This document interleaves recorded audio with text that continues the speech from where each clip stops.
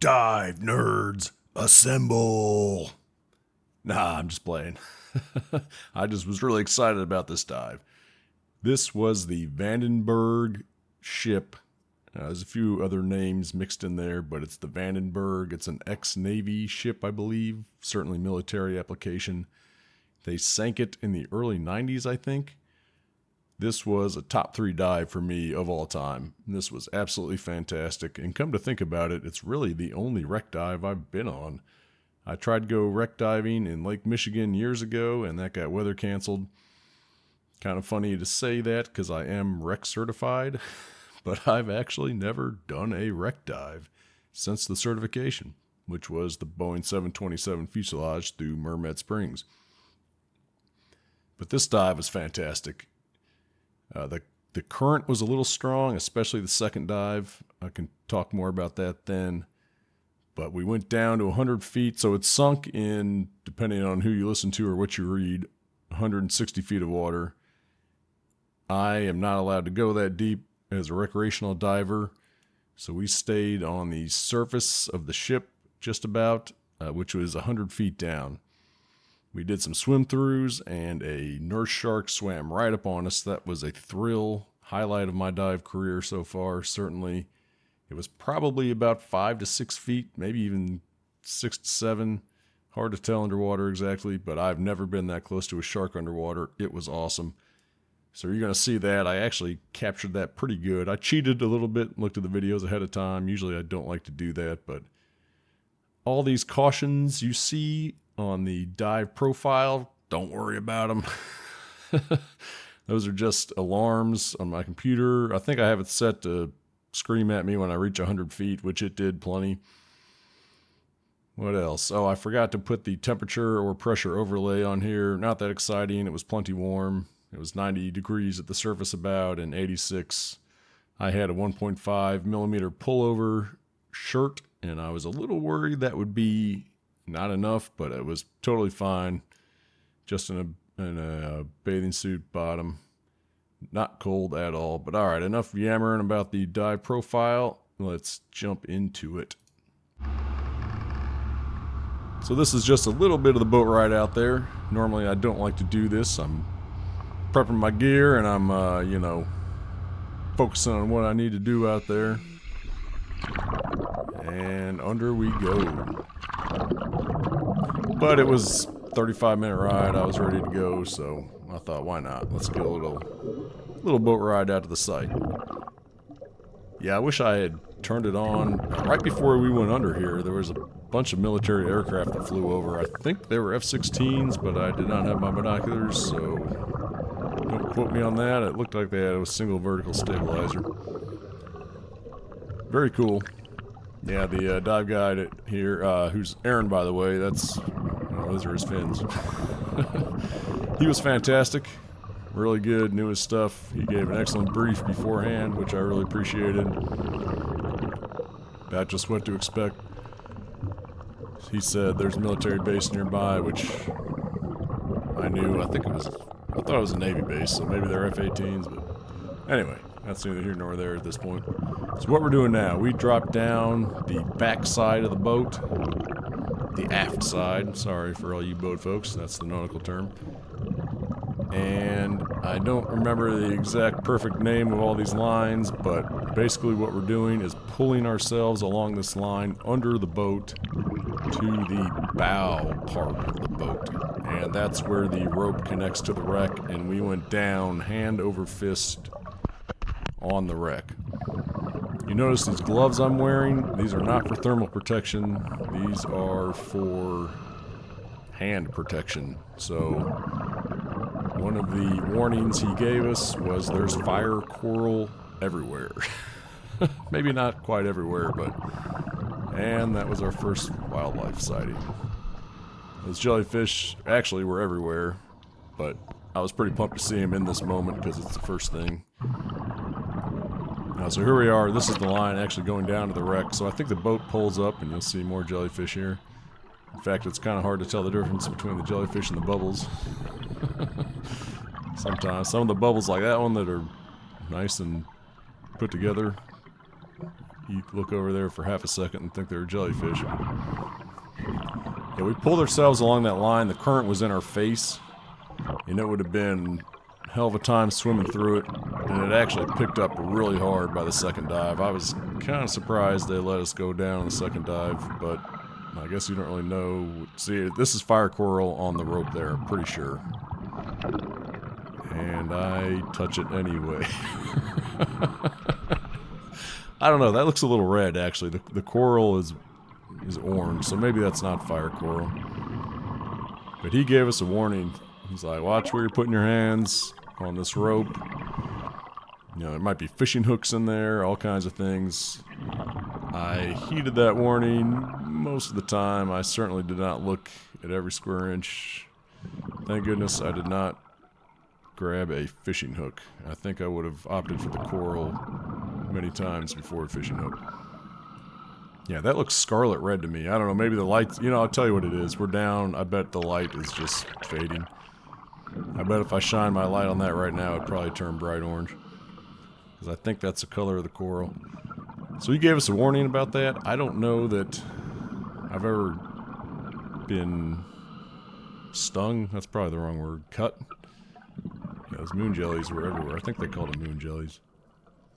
And apparently they can sting you too. I somehow managed to steer clear of all the sharp, stingy things on both of these dives.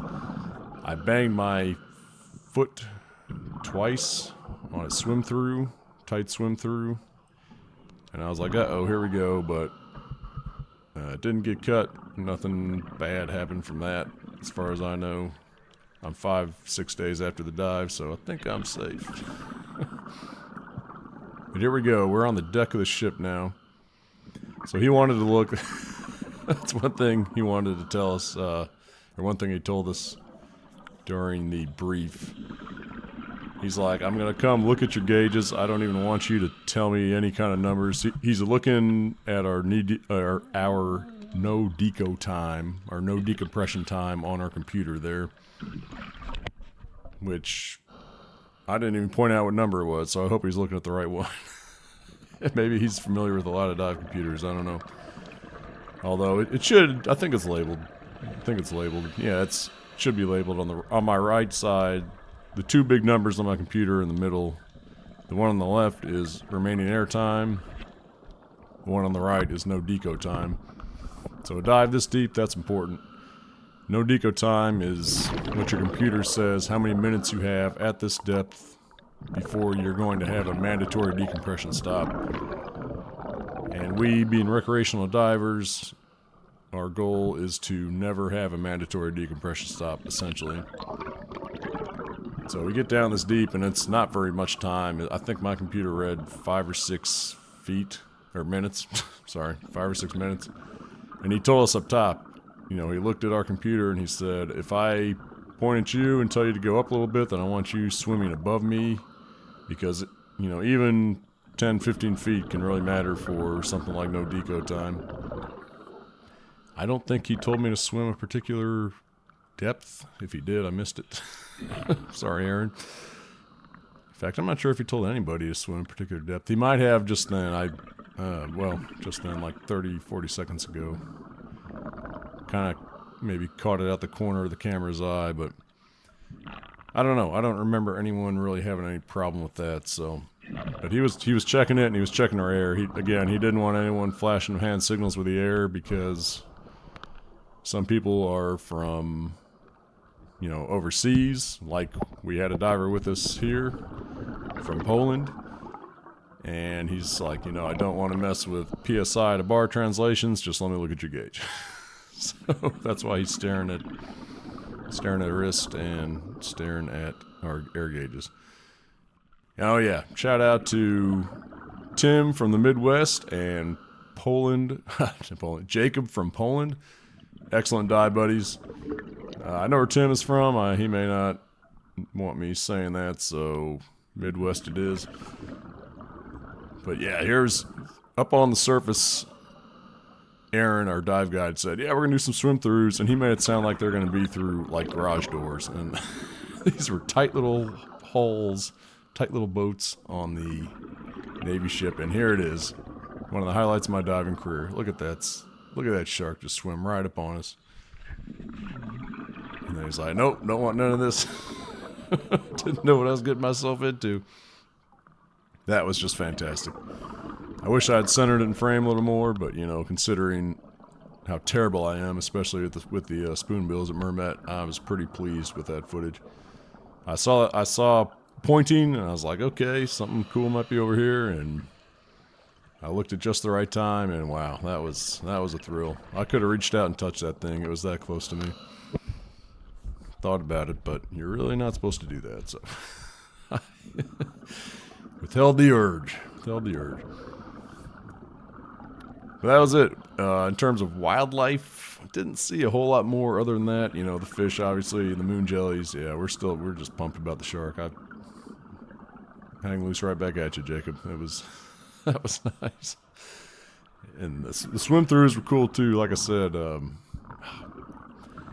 trying to stop doing that. They were very tight. Up on the surface, he said, yeah, we're not going to go through any that are, you know, we're not going wreck exploring. We're not going to go exploring. He said, I'm going to swim through. He said, just swim towards the light. I'm going to wait for you at the entrance.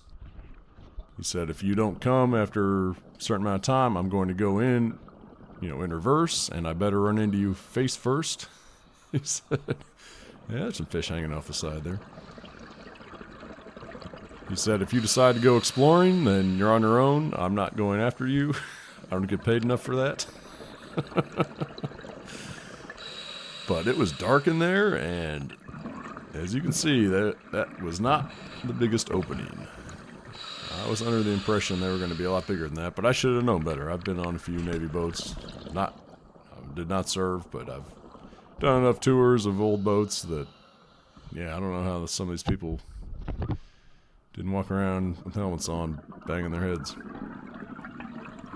But the swim throughs were nice. They were nice. In fact, the tightest one I've ever done is coming up in the second video. Stay tuned for that. I know I'm pumped to watch it. I haven't watched the second videos yet. I had to watch these to find the shark because I couldn't wait on the shark. I'm trying to think. Yeah, well, there was my attempt to show my computer to the camera and totally missed it. There's some more jellyfish. Jeez, they're just hanging out all over the place here. Yeah, another surprising thing, our dive guide Aaron did not have a light on him, and he said he did not prefer it because then it says it messes up your eyes in terms of getting adjusted to the light, and man, I don't know, I'm gonna have to respectfully disagree on that one. I don't go diving without a light. To me, it's a safety feature if nothing else, but especially down 100 feet, you lose a lot of color. You see how bright it got when I turned it on there. Or how colorful the colors popped when I turned the light, shine it on. Yeah, you lose red first. It kind of goes from that end of the spectrum down to the blue, purple, ultraviolet end. So by this deep, all you got left is blue. And in those swim throughs, it was dark. I don't know. I am pretty shocked he took us in there with no lights. But yeah, here we go. This was the second one. I mean, it's dark in there. Look at that. Tim had a light, but he kind of made the mistake of shining it in Aaron's eyes, and Aaron was like telling him to point it down, and Tim thought he was saying turn the light off, so he turned it off. But then he got into the dark room here. I think he turned it back on.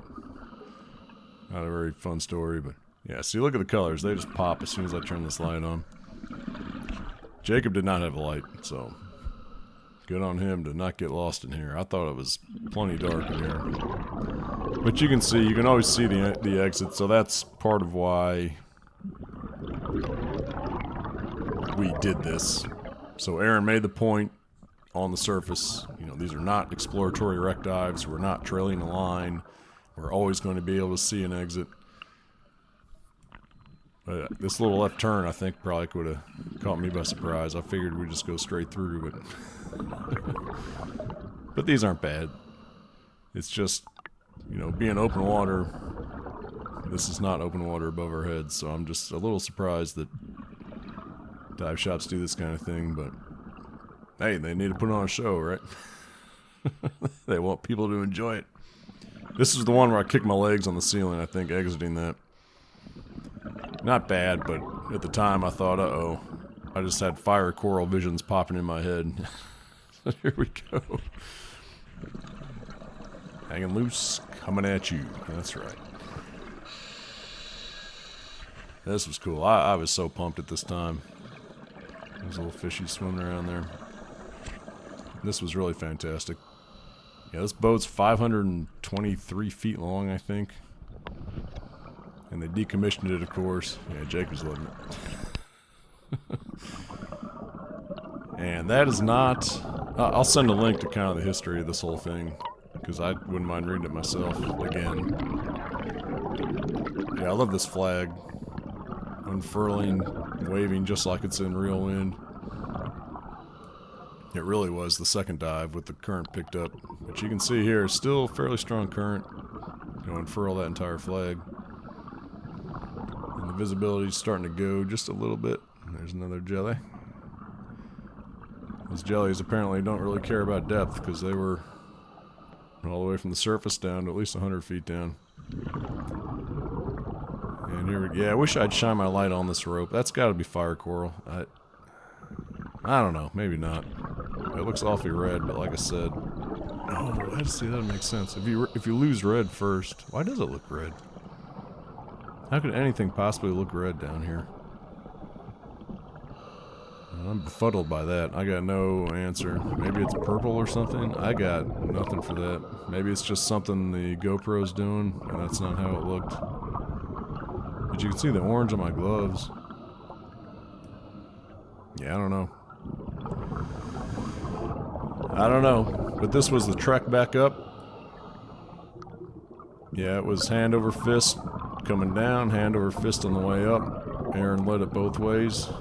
He actually did something really cool that I didn't notice until the second dive. He was kind of grabbing the rope with his legs, so he had his hands free. Oh, see, there's some orange. That's probably fire coral right next to my hand there. Huh. Yeah, I think that orange speck was fire coral, and I have no idea what the red is then. So you can see us already. We're kind of swinging in the breeze here.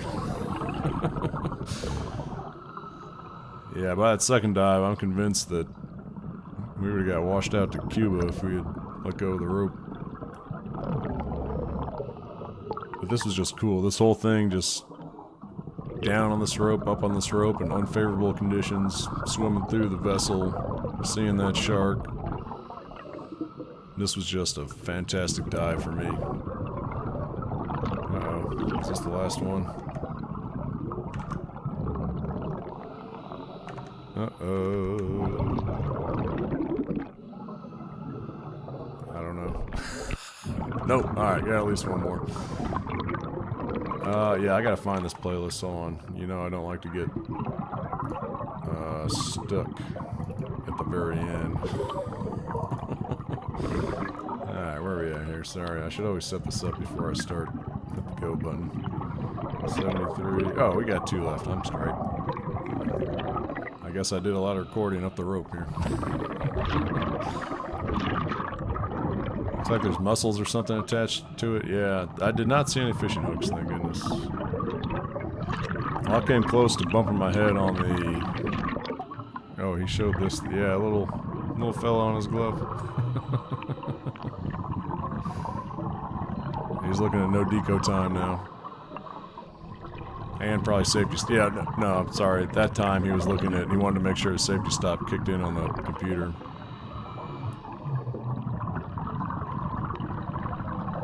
That's what he was doing. Yeah, he was always... He checked our computers and our gauges pretty frequently. He wasn't messing around with that. Yeah, total bottom time for this dive was 17 minutes. That's why this video is going to be a bit shorter than most of mine. We got down there, swam around, and 17 minutes was it. And then it was time to on up back to the surface. And actually, by the second dive, I don't know if I'd really call it a mandatory stop, but I had an extra minute on my safety stop. Normally they're 3 minutes, and my computer said, no, you gotta do it for 4, so.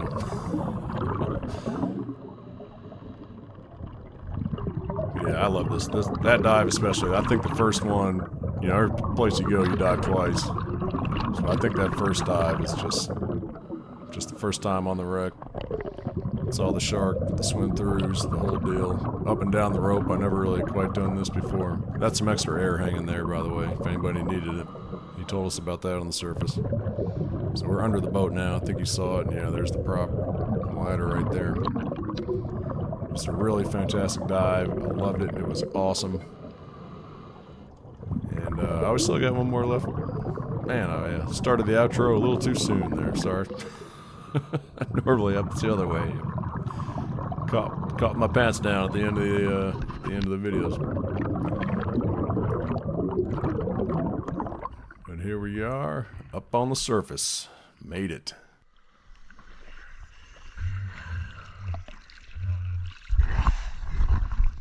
Well, that was interesting. I've never done that before. Yeah, wow. Those swim throughs were a lot tighter than I thought they were going to be. Thanks to South Point. Thanks to Aaron. Second dive is coming up. Stick around. You're going to love it.